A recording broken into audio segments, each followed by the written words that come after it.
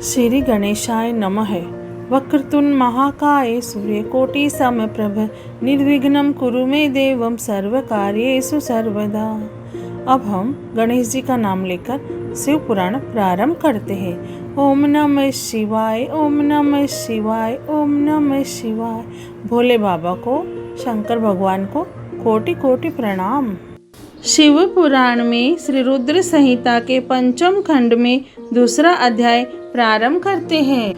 देवताओं की प्रार्थना। नारद जी बोले, हे पिताश्री, जब तारकासुर के तीनों पुत्र तारकाक्ष, कमलाक्ष और विद्युन्माली आनंद पूर्वक अपने अपने लोकों में निवास करने लगे, तब फिर आगे क्या हुआ? ब्रह्मा जी बोले, हे नारद, तारक पुत्रों के तीनों लोकों के अद्भुत तेज से दग्ध होकर सभी देवतागण देवराज इंद्र के साथ दुखी अवस्था में ब्रह्मलोक में मेरी शरण में आए।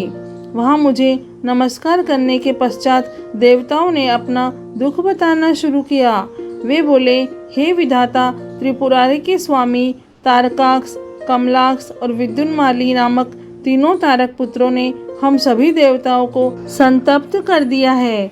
भगवान, अपनी रक्षा के लिए हम सभी आपकी शरण में आए हैं।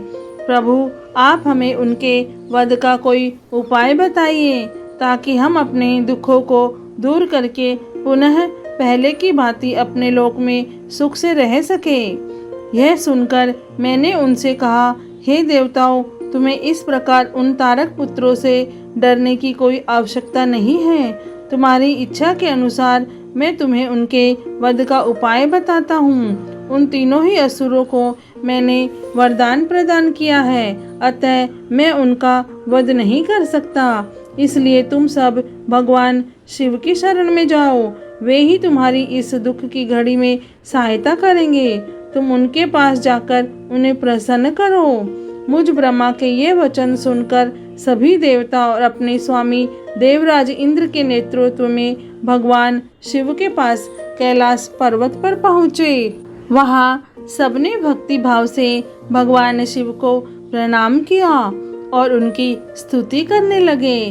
तत्पश्चात देवता बोले, हे महादेव जी, तारकासुर के तीनों पुत्रों ने हमें परास्त कर दिया है। यही नहीं, उन्होंने सभी ऋषि मुनियों को भी बंदी बना लिया है।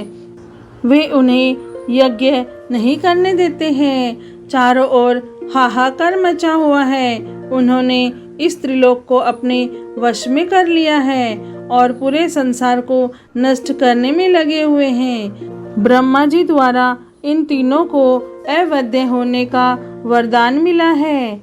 इसी कारण वे तीनों बलशाली दानव मैदान हो चुके हैं और मनुष्यों और देवताओं को तरह तरह से प्रताड़ित कर रहे हैं।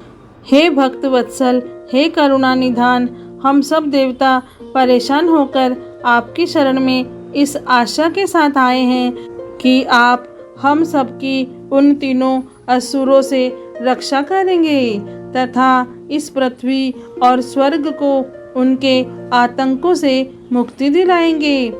भगवान, इससे पहले कि वे इस जगत का ही विनाश कर दे, आप उनसे हम सबकी रक्षा करें। शिव पुराण में श्री रुद्र संहिता के पंचम खंड में दूसरा अध्याय पूर्ण हुआ।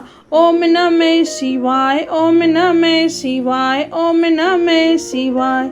हे भोलेनाथ, हे शिव शंभु, हे माता पार्वती, आपको कोटि कोटि प्रणाम और कोटि कोटि धन्यवाद।